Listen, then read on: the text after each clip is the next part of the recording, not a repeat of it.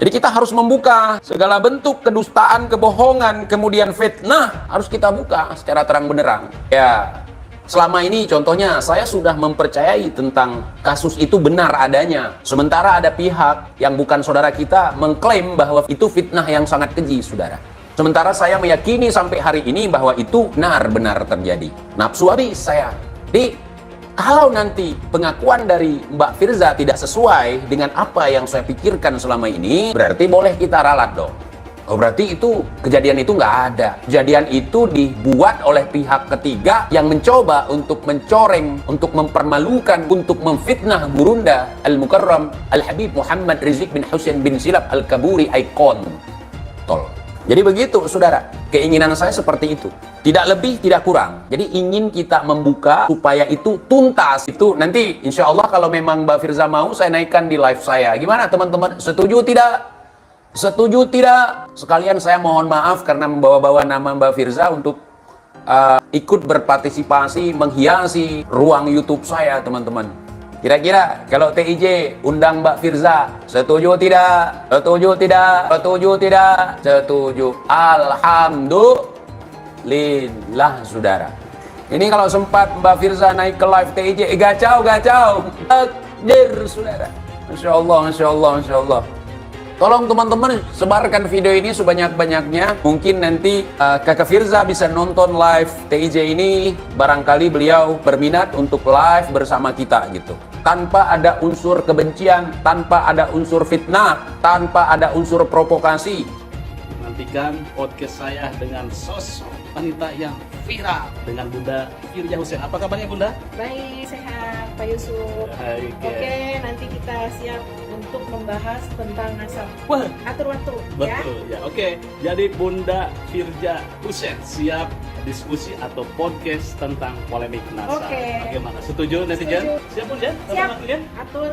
Ya? Ya. Siap. Oke, terima kasih. Nantikan podcastnya. Nah, ini yang wafatnya ini 345 anak bin Isa, yang di kitab-kitab itu ada, dicatat anaknya cuma 3. Satu namanya Muhammad, kedua namanya Ali, ketiga namanya Husain. Jadi namanya 3. Dari mulai abad di mana dia hidup, kemudian kitab-kitab banyak dicatat, ditulis, semuanya ngomongnya begitu. Tidak ada yang mengatakan punya anak namanya Ubaid. Baru di abad 9 ada kiai namanya Ali As-Sakron. Dia nulis kitab bahwa dia namanya Ali, punya ayah namanya Abu Bakar, punya ayah namanya Abdurrahman, punya ayah namanya Maula Dawila, punya ayah namanya Ali Sohibud Darat, punya ayah namanya Ali Al-Ghayyur, punya ayah namanya Fahmi Muqaddam, punya ayah namanya Ali, punya ayah namanya Muhammad Sohib Mirbah, punya ayah namanya Alwi, punya ayah namanya Ali bin Alwi bin Muhammad, punya ayah namanya Alwi, punya ayah namanya Ubaid, punya ayah namanya Ahmad bin Isa. Katanya itu di kitabnya dia. Itu mulainya pengakuan abad ke-9 Hijriyah. Lihatlah, Habib ini berani berbohong di siang bolong. Dia mengatakan datuknya bisa mengubah jari telunjuk jadi senter. Luar biasa dusta kaum Mbak Alwi. Baca kitab zaman dulu nggak ada lampu. Dari mana pencahayaannya? Dari jarinya. Jadi jarinya kayak senter. Masya Allah, kayak senter. Ketuk pintunya oleh Al-Habib Ahmad bin Muhammad, disuruh naik. Begitu Habib Muhammad naik, jarinya mati. Seketika para mukibin pasti langsung percaya karena para kibin berpikir pakai dengkul bukan otak. Bagaimana teman-teman non-mukibin, percayakah kalian dengan karomah dobol kaum Mbak Alwi? Coba tuliskan komentar kalian di sini ya. Karomahnya beliau paling sering terjadi apa? Bikin orang mati. Nggak ada orang yang musuhi beliau kecuali mati. Beliau pernah bilang apa? Tahu nggak, ada orang di muka bumi ini yang kalau dia marah, Allah pun marah. Man ya katanya. Man ya ammi. Katanya beliau, ana. Jadi beliau ini kalau udah ngamuk sama orang, nggak lama orang itu meninggal. Ini Sayyidina Ali Khalil Qasam setiap mengucapkan Assalamu alayka ayyuhan nabiyyu wa rahmatullah wa barakatuh di jalan wa alaika salam ya syekh. Makanya kalau Habib Ali Khalil Qasam ini sholat, berebut di samping. Kenapa? Ingin mendengarkan suara indahnya Rasulullah. Di sholat atau di rumah. Sampai terkadang datang orang dari luar kota. Untuk apa? Untuk mendengarkan suara indah Rasulullah SAW. Sholat di sampingnya Syekh Ali Khalil Qasam. Limited edition ini. Muka-muka impor. Kalau lo kan muka lokal. Hidung pesek, pipi tembem. Mata belok. Persis kayak celengan Semar.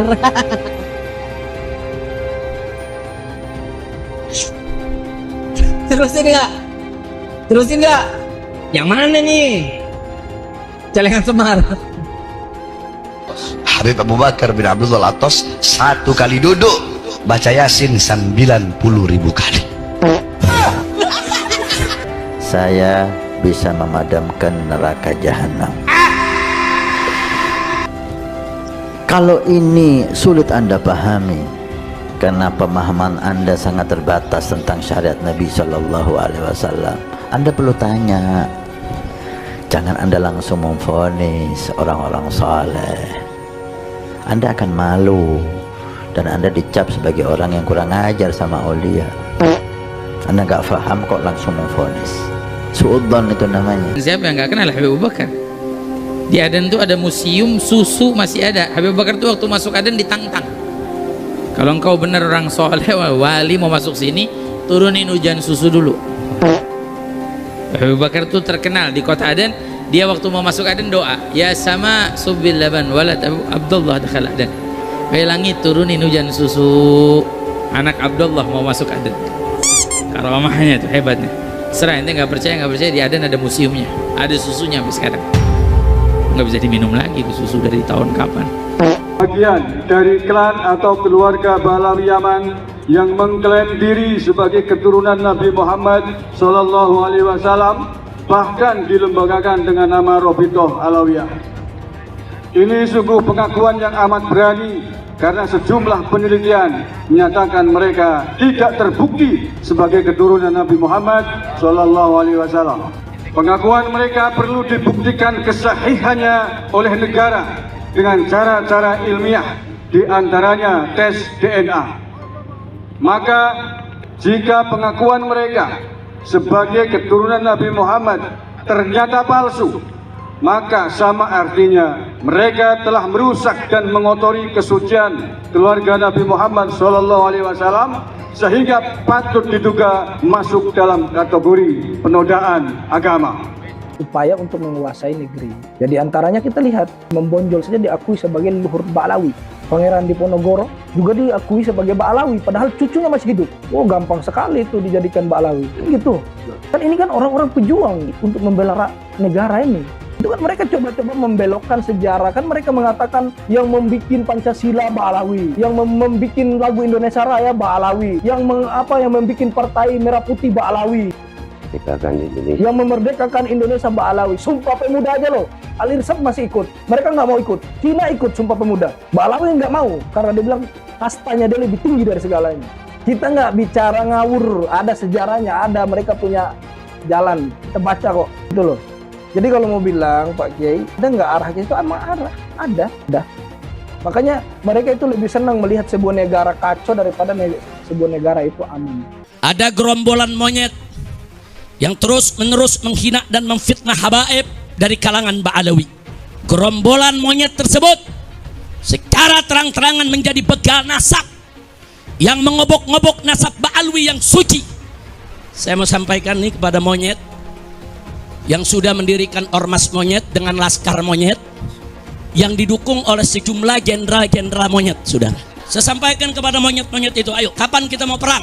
Sebutkan harinya, sebutkan tempatnya, sebutkan tanggalnya. Bawa kau punya pasukan monyet semua. Kami akan bersihkan NKRI ini dari monyet laknat yang merusak NKRI kita. Setuju tidak? Takbir. Semuanya angkat tangan, takbir. Takbir. Takbir. Sallu ala Nabi. Maka itu kita ingatkan kepada Bapak Kapolri, segera perintahkan Panglima TNI dan Kapolri. Bapak Prabowo Subianto Presiden, segera perintahkan Panglima TNI. Jangan sampai perang ini Pak di negeri kita Pak. Jangan. Kalau Presiden nggak mau tahu, Panglima TNI nggak mau tahu, Kapolri nggak mau tahu, saya akan bikin pasukan besar-besaran se-Indonesia. Kita akan perang, kita akan kejar. Kita akan kejar, hajar, habisi, ganyang semua monyet PKI yang selama ini menghina ulama, menghina habaib, menghina muhibbin. Saya tanya sekali lagi, semua siap berjuang? Siap ikut Habib? Takbir! Pulang dari sini nanti siapin aja kaca golok yang tajam, ya, siapin senjata yang kita punya ya. Tiap saat saya bisa beri komando. Ini udah kelewatan. Jadi kalau si monyet ini nggak ditangkap sama Kapolri, ini kelewatan. Saya minta kepada Al Khairat, Rabito jangan mundur. Nggak ada kata damai. Orang ini harus digebloskan ke penjara. Dia sudah menimbulkan keonaran. Betul? Takbir! Jadi sangatlah tidak pantas kalau Kiai Imad digelari Al-Kaburi. Sangat tidak pantas gitu. Yang pantas dipanggil Al-Kaburi ya kalian. Datuk kalian dulu ketika diperangi sama Ottoman dulu, negeri kalian dihancurkan sama Ottoman zaman dulu, kemudian kalian kabur berbondong-bondong. Saya nggak muat lagi, bergelantung juga nggak masalah. Nah itu Al-Kaburi. Jadi si Bahar, si Riji, si Ali Jindan dan sejenisnya itu adalah keturunan dari Al-Kaburi. Kabeh dadi teke wong Yaman niku terus piye ceritane? Delok. Ngerti-ngerti nenek kami yang bikin Pancasila, gundulmu kuwi. Merah putih adalah karena kakek kami. 17 Agustus kakek kami. Lho kok tekmu kabeh iki gundulmu ta? Lho mlakno kula mulai rada konslet niku gara-gara perkara niku. Nek wingi ngono karepmu. Kita padamkan api neraka karepmu. Opo ngono ae. Isra Mi'raj ping 70 karepmu. Tapi kalau sudah mengklaim negara, merah putih TEDI, lah mbah-mbah dhewe sing mati demi merah putih kok dadi tekmu kok mbahmu turu piye niku betul. Makanya kalau sudah terkait kemerdekaan, ojo macem-macem, tak samplok rupamu. Ini Kiai Imad ini membatalkan nasabah Balawi karena dibayar oleh Cina. Kata saya, urusannya apa Cina sama saya? Apa untungnya Cina itu sama batalnya nasabah Balawi? Sekarang kan di Banten lagi ada proyeknya Pak Jokowi dulu, proyek strategis nasional, namanya PIK 2. Saya kan nggak ngomong, mau setuju, mau menerima, mau menolak, saya nggak ngomong. Itu banyak orang-orang yang musuh-musuh Pak Jokowi itu sekarang lagi menolak proyek strategis nasional PIK 2. Lalu karena saya diem aja, tuh lihat Kiai Imad, kalau nasab Habib aja dikejar. Tapi adanya penjajah Cina katanya. Di Tangerang, Banten dia diam saja. Aktivis-aktivis sudah menolak, tapi Kiai Imad diam saja. Itu tanda bahwa isu nasab ini dibayarin oleh Cina PIK 2 katanya. Bos, itu PIK 2 itu proyeknya Baklawi bos. Aguan itu orang Cina, tapi yang ngejalanin proyeknya itu Baklawi, namanya Mu'annas Al-Aidid. Dia Baklawi, dia Kabib. Kalau saya ngelihat Baklawinya saya langsung nolak. Tapi orang nolak, orang menerima itu harus tahu apa yang ditolak, harus tahu apa yang diterima. Jangan kita nggak ngerti apa-apa, kita menerima. Jangan kita nggak tahu apa-apa, kita menolak. Saya nggak ngerti PIK 2 ini jenis kelaminnya apa. Saya bisa memadamkan neraka jahanam. Kalau ini sulit Anda pahami karena pemahaman Anda sangat terbatas tentang syariat Nabi Shallallahu Alaihi Wasallam, Anda perlu tanya. Jangan Anda langsung memvonis orang-orang saleh. Anda akan malu dan Anda dicap sebagai orang yang kurang ajar sama aulia. Anda gak paham kok langsung memvonis. Beliau bisa mi'raj, terbang ke langit, tapi mi'rajnya tanpa buruk, SpaceX, apalagi Citylink. Beliau mi'raj hanya pakai jubah, udah mirip Piccolo. Dan yang paling menakjubkan, beliau mi'raj nggak cuma sekali, 10 kali. Bayangkan, 5 kali lagi beliau mi'raj, itu setara dengan jumlah trofi Liga Champions Madrid. Antum berpikir, ini terlalu mengada-ngada, di luar nurul. Itulah yang namanya karomah. Jangan pakai logika, antum hanya perlu iman dan kebodohan. Ente semua bohong Ji. Ente mengarang cerita tentang kebangkitan PKI, sementara PKI leluhur ente sendiri. Ente gembar-gemborkan banyak ini ante-ante Belanda. Ternyata ante Belanda datuk lu sendiri. Kemudian ente teriak-teriak orang-orang ulama yang nempel dengan pemerintah itu ulama su, nggak boleh diikuti. Ternyata datuk ente Utsman bin Yahya ante Belanda, udah ante pemerintah kafir lagi, udah ante penjajah kafir lagi. Itu memilukan. Saudara, apa jadi yang mengharuskan kita untuk ikut si Rijik ini? Ente bilang ulama-ulama yang berada di pintu sutrah, mereka-mereka yang bersahabat, yang dekat dengan pemerintah ulama su, kata kau. Sementara yang kita cek datuk kau, Utsman bin Yahya, dekat dengan Belanda. Belanda itu kita tahu penjajah kafir lagi, musuh leluhur kami, bukan leluhur kau, leluhur kami. Jadi jangan sampai kau sama-samakan. Belanda itu musuh leluhur kami, bukan musuh leluhur kau. Leluhur kau itu muhibbin Belanda. Indonesia natijah min nata'ij tarim. Indonesia ini adalah buah dari gerakan dakwah ulama tadi. الخير والنور الذي وصل إلى إندونيسيا بواسطة العلماء من آل بيت النبي محمد الذين هاجروا من تريم من حضرموت إلى إنديا ثم إلى إندونيسيا. Islam yang ada di Indonesia ini adalah sumbernya daripada ulama dan ahlul bait yang dari kota Tarim Hadramaut yang hijrah dari negerinya mampir ke India kemudian datang ke Indonesia. ولو جئنا ونظرنا في سيرته وتاريخه ولسانه لوجدنا ذلك الاتصال قديما ارتباطا وثيقا لا ينفك. Kalau kita kembali ke sejarah kita yaitu Wali Songo yang mana mereka itu dari Tarim Hadramaut, maka kita akan sadar Indonesia dan Tarim tidak bisa. Yang merendahkan Ahlul Bait, cucu Nabi, kelak akan bertanggung jawab di hadapan Rasulullah Sallallahu Alaihi Wasallam.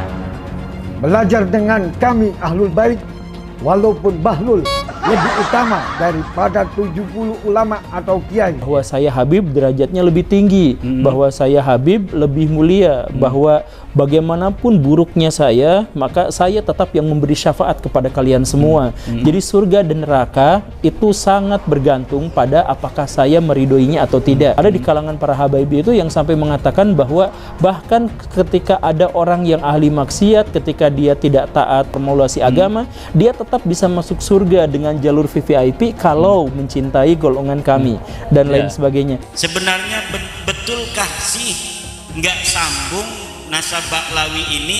Betul Pak, nasab Ba'lawi ini tidak tersambung, dan saya sering ditanya apakah bertanggung jawab nanti di akhirat. Saya katakan berulang-ulang, saya bertanggung jawab di akhirat bahwa Ba'lawi ini bukan turun Nabi secara ilmiah. Haplog grupnya saja itu sudah melenceng, tapi masih kekeh ingin disebut sebagai turunan Nabi. Ketika kitab nasab tidak ada yang mencatat mereka, kenapa mereka masih mau ngaku turunan Nabi? Ketika kitab sejarah sama sekali tidak mencatat nama-nama leluhur mereka, kenapa mereka masih mau mengaku sebagai keturunan Nabi? Orang-orang yang mengaku keturunan Nabi ini memang mendapatkan privilege tertentu dari masyarakat. Ba'alawi penjajah spiritual, ya, kebab al-ngedabrus, waduh, penjajah orangnya VOC, Ba'alawi rungkat, Masya Allah, satu Habib gila lebih mulia dari anjing gila. La ilaha illallah. Kalau berisik dengan suara Habib, azanin aja, tawain aja, ketawain. Setan tuh ngajak orang sesat. Dari dulu nggak ada ulama yang membatalkan nasabnya Ba'alawi, nggak ada ulama yang membatalkan nasabnya para habaib. Sekarang muncul Imad, muncul Abbas, Raja Dangdut ikut-ikutan. Jawab yang kompak, kacau atau tidak? Yang mengajakkan kesesatan apa namanya? Kurang kompak apa namanya? Ini Imad mengajarkan kesesatan, berarti Imad. Kurang kompak, Imad. Abbas Buntet mengajarkan kesesatan, berarti Abbas. Ya Allah, hati-hati Bapak Ibu. Yang suka ngajak sesat apa namanya? Apa namanya? Nah ini Imad berarti, Abbas Buntet berarti, Roma Irama berarti setan. Takdir Allah dibicarakan, apakah begini dan begitu. Sifat Al-Quran itu apakah makhluk Allah atau bukan. Kenapa yang dibahas itu adalah hal yang semacam itu? Detik ini ketika saya sedang ngomong di sini, ada orang-orang Cina yang sedang bikin komputer super, komputer kuantum. Dan kalau misalkan itu sudah mewujud, maka mereka bisa menguasai dunia. Di Jepang dan di Korea sekarang sedang bikin nanoteknologi. Amerika Serikat sedang mengembangkan AI. Coba saya tanyakan, Perintah Allah adalah untuk membahas hal-hal seperti itu, mengkaji hal-hal seperti itu, mengkaji ayat-ayat kauniyah, membahas tentang ciptaan-ciptaan Allah. Tapi kita tidak melakukan seperti itu. Yang kita lakukan adalah membahas tentang Allah, tentang takdir, tentang perbuatan Allah, lalu kita klaim sama-sama, kamu masuk neraka. Itu kan gitu kan kita tuh sekarang tuh kan, itu perbuatan-perbuatan Allah, tapi malah kita yang mengklaimnya. Kamu masuk neraka, kamu masuk surga, kamu selamat, kamu tidak selamat, dia syahid. Tahu dari mana itu? Itu kan perbuatan-perbuatan Allah, tapi itulah yang jadi bahan perdebatan kita. Perdebatan kita di ruangan ini sekarang. Taubat kalian semua. Itu leluhur kami Al-Faqih Muqaddam. Mi'raj satu malam 70 kali. Rasulullah sallallahu alaihi wasallam hanya diizinkan Allah mi'raj ke Sidratul Muntaha seumur hidup 1 kali. Ketika ada orang mengatakan bahwa moyang kami bisa mi'raj 1 malam 70 kali, ini telah merendahkan Rasulullah, telah menghina Rasulullah sallallahu alaihi wasallam. Ada lagi berita-berita khurafat. Leluhur kami kalau tidak malu sama Allah dapat memadamkan api neraka cuma dengan kelingking. Menghina Nabi sekarang menghina Allah subhanahu wa ta'ala. Banyak lagi cerita seperti itu. Leluhur mereka semuanya wali, bisa nurunkan emas dari langit. Yaman itu negeri paling miskin di Timur Tengah. Bagaimana kita percaya dia bisa turunin emas dari langit? Nah, ini membuat satu faktor menguatnya keraguan saya tentang apa iya cucu Nabi ini kayak begini. Dari 3 disiplin ilmu ini, menurut sejarah, menurut ilmu nasab, menurut ilmu filologi, menurut ilmu DNA, maka muncullah hakul yakin bahwa Ba'alawi bukan keturunan Nabi Sallallahu Alaihi Wasallam. Mitos tentang kesucian Habib di Indonesia perlahan runtuh. Bila semula para Habib seperti Rizik Syihab atau Bahar Smith dipercaya sebagai manusia suci yang harus dipercaya dan diikuti perintahnya, rasa hormat terhadap para Habib pun perlahan memudar. Di beberapa daerah saat ini berulang kali terjadi pembongkaran makam Habib Keramat. Pembongkaran makam ini adalah bagian dari gejala lebih besar pembongkaran kepalsuan tentang Habib sebagai keturunan Nabi Muhammad. Para Habib di Indonesia tidak bisa dianggap sebagai keturunan Nabi Muhammad. Para Habib seperti Habib Rizik Syihab atau Habib Bahar Smith justru melanggar ajaran Islam. Sudah saatnya masyarakat Indonesia tidak lagi percaya pada mitos-mitos tentang Habib sebagai keturunan Nabi yang suci.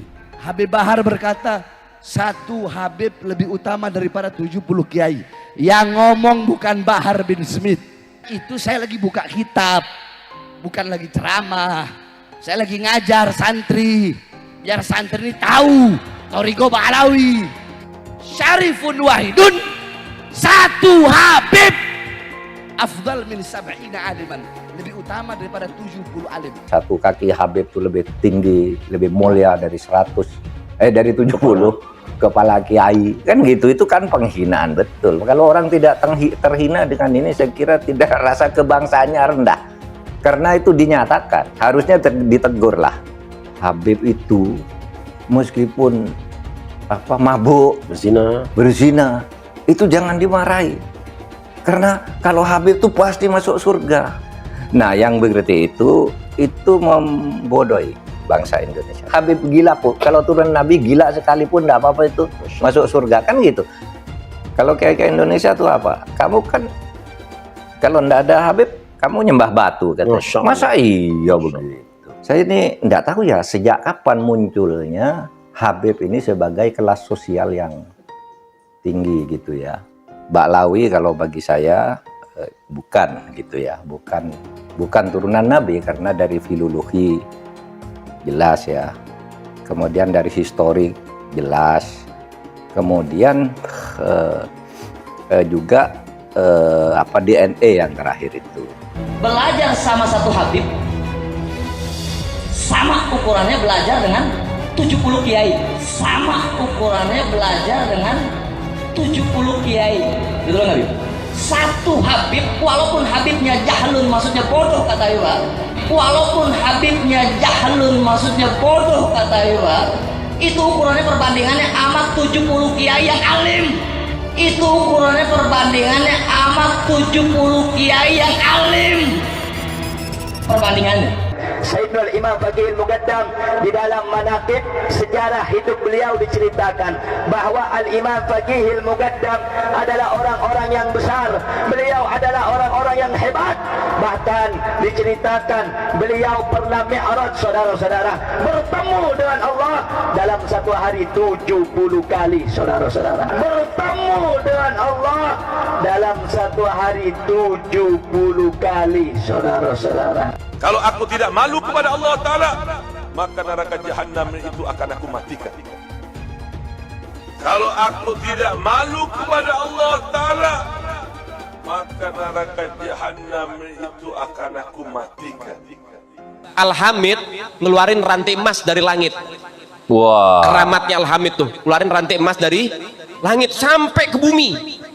Lagi ngobrol sama kakaknya Al-Muhdhar nih, Syekh Umar Muhdhar. Ayo wahai Syekh Umar Muhdhar, dilihat keramatannya, nurunin rantai emas dari langit sampai ke depan dia. Ini Habib Syekh Umar Muhdhar ketawa doang. Dia bilang sama adiknya, Al-Hamid, coba lihat tuh paling atas siapa? Gak tahu, ada Syekh Umar Muhdhar megangin rantai dari atas. Beliau angkat tangan kepada Allah Subhanahu wa taala sambil mengatakan, ya sama subbil laban walad Abdullah dakhal adan. Wahai yang menciptakan langit, yaitu Allah, turunkan hujan susu. Turunkan hujan susu. Dihujani apa? Susu. Subbil laban, hujankan susu. Walad Abdullah dakhal adan, karena saya anaknya bapak saya Habib Abdullah bin Abi Bakar mau masuk ke kota ini. Gak lama dari selesai doanya beliau langsung hujan susu. Masya Allah. Ada muridnya Habib Salim Jimdan namanya Abdurrahman. Nih Bang Maman, kalau kita panggil Bang Maman. Bang Maman ini sholatnya berantakan. Bang Maman ini maksiatnya luar biasa, ibadah kocar kacir. Habib Salim Jimdan dikabarin sama muridnya, Beb, Maman meninggal.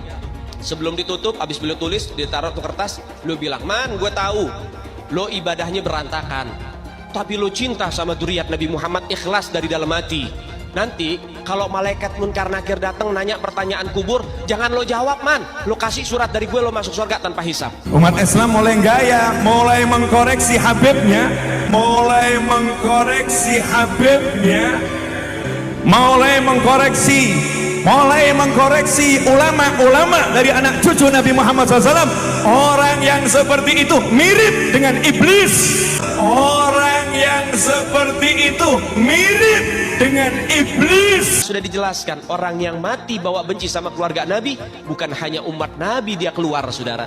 Bukan hanya keluar dari umat Nabi, sampai dia keluar dari agama, keluar dari Islam, saudara sekalian. Artinya apa? Tidak ada kesempatan mendapatkan pertolongan dari baginda Nabi Muhammad. Man ahabbahum ahabbahallah. Siapa yang cinta dengan keluargaku para habaib, dzurriyyat Nabi Muhammad, ahlul bait Nabi, maka dia akan dicintai oleh Allah. Wa man abghadahum abghadahallah. Siapa yang benci kepada keluargaku, maka dia juga akan dibenci oleh Allah Subhanahu wa taala. Rasa kebanggaan saya terhadap Indonesia itu ternodai oleh sikap-sikap beberapa habaib, dan para pejuang Indonesia itu diremehkan. Misalnya cerita bahwa proklamasi kemerdekaan Mei 17 Agustus itu karena bisikan Habib tertentu kepada Bung Karno, itu kan tidak pernah ada dalam cerita itu. Tidak ada Habib, cerita Habib ini tidak pernah ada di dalam sejarah, kecuali dulu menjadi Usman Yahya itu menjadi muftinya Belanda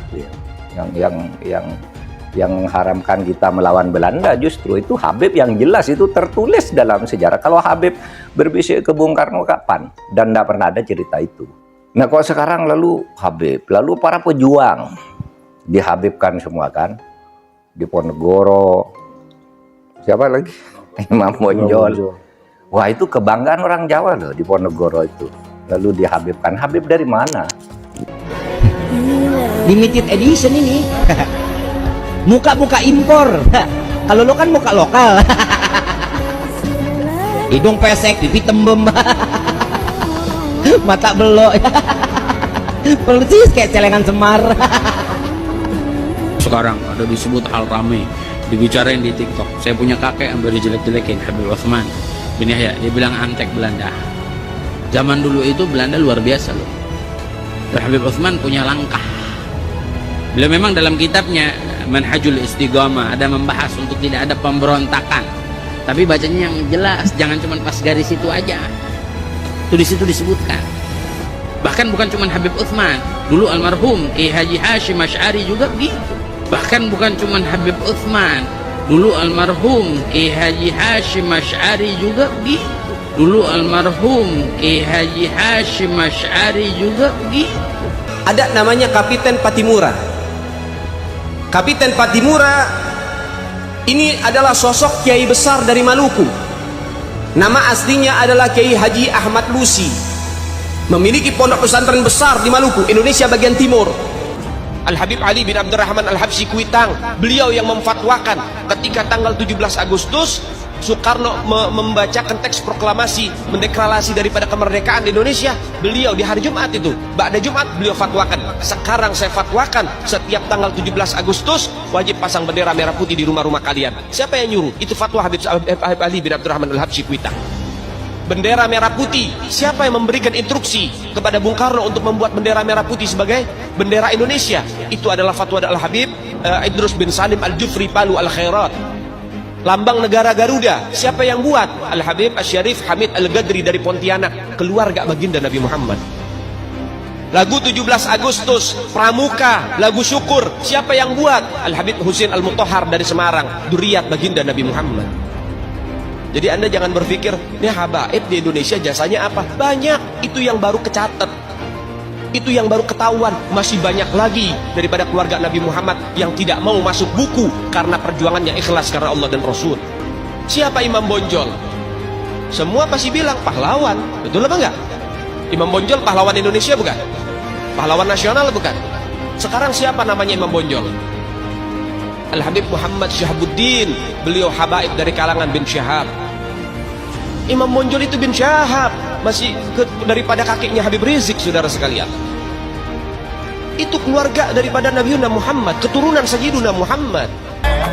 Habib Rizik, Habib Rizik guru NU, Habib Rizik, Habib Rizik idola NU.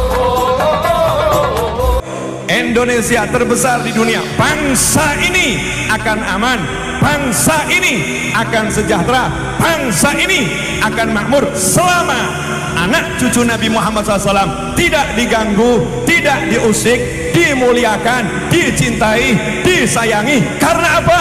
Ada doa dari kakeknya, pemimpin kita semua, baginda Muhammad Sallallahu Alaihi Wasallam.